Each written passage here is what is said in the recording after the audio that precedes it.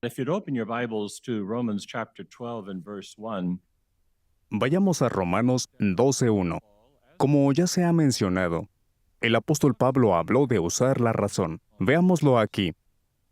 Romanos 12:1 dice: Por consiguiente, les suplico por las compasiones de Dios, hermanos, que presenten sus cuerpos como sacrificio vivo, santo, acepto a Dios, un servicio sagrado con su facultad de raciocinio. Así que Pablo dice que tenemos la facultad o el poder de razonar. Una palabra relacionada con poder es influencia. Y es que, cuando pensamos bien en un asunto, nuestros razonamientos influyen en nosotros y tomamos buenas decisiones.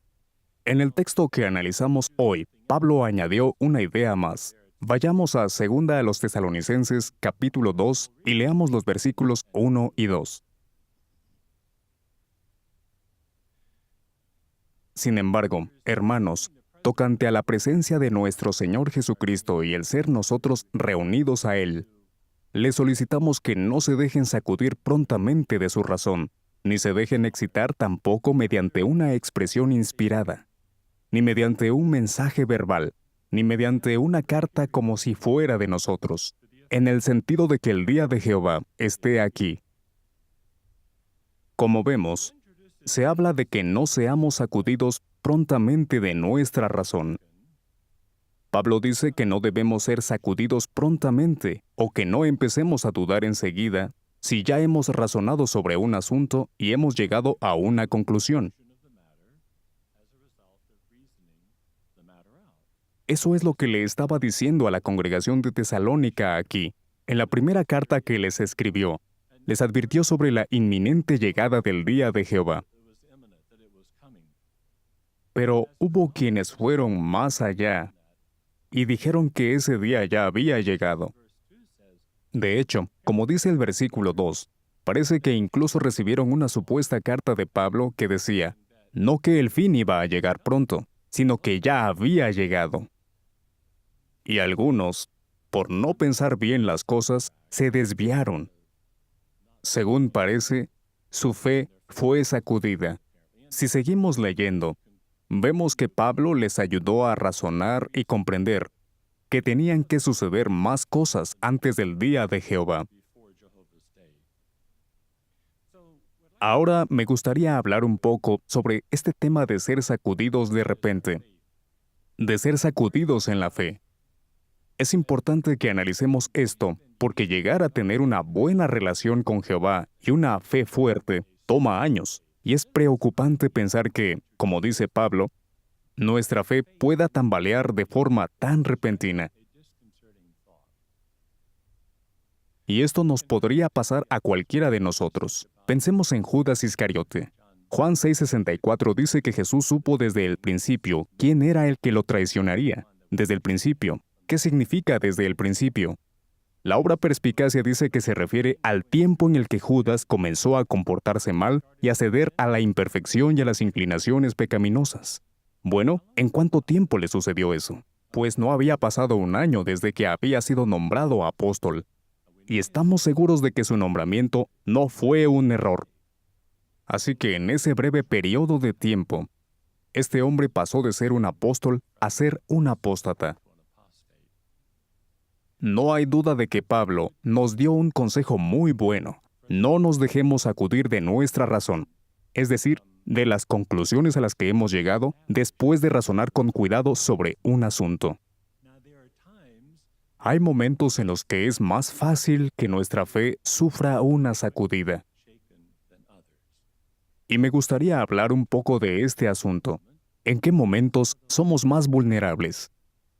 Bueno, podría ser cuando estamos estresados, deprimidos o preocupados.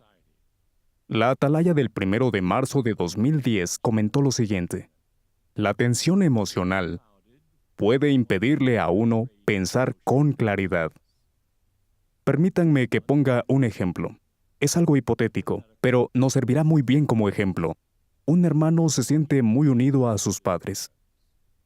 Entonces, su madre muere de repente. Esto es un golpe muy duro para él. y cae en una depresión moderada.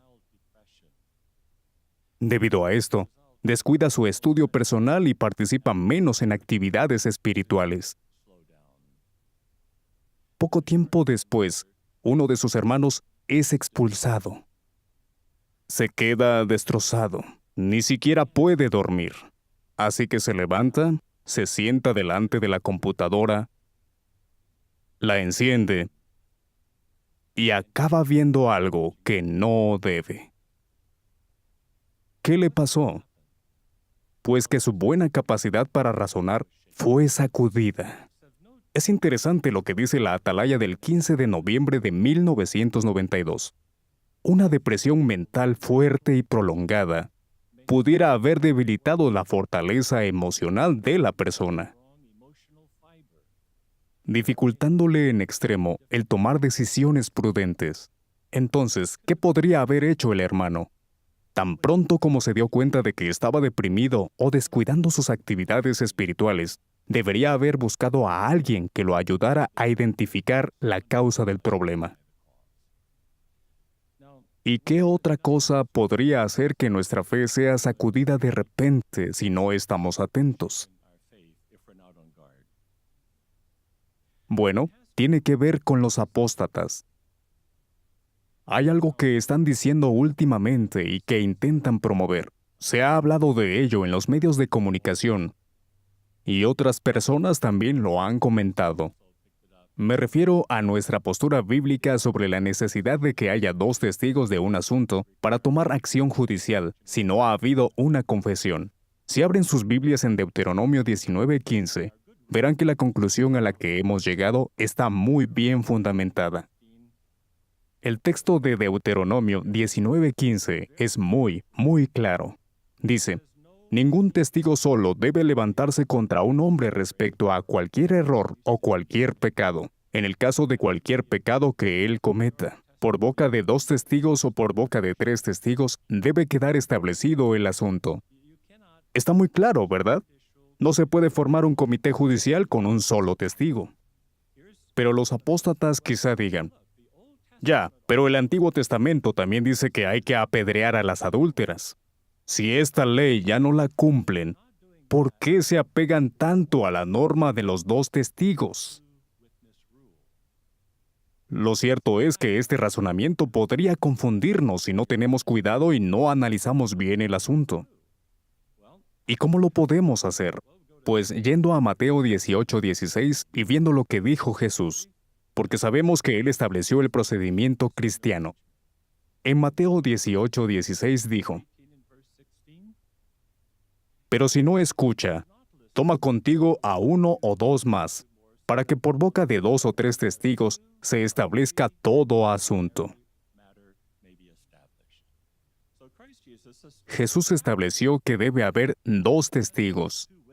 Esto no quiere decir que no se hará absolutamente nada si solo hay un testigo. Dependerá de las circunstancias. Pero la Biblia es muy clara. Para poder formar un comité judicial, se necesita una confesión o el testimonio de 2 testigos. Así que nunca cambiaremos nuestra postura sobre este asunto, pues está basada en la Biblia. Jehová nos ha dado la capacidad de razonar, de pensar detenidamente. Por eso, pongamos de nuestra parte y no permitamos que nada sacuda prontamente nuestra fe. Entonces, tendremos la confianza de la que habló Pablo en 2 Tesalonicenses 3:5, cuando dijo: que el Señor continúe dirigiendo sus corazones con éxito al amor de Dios y al aguante por el Cristo.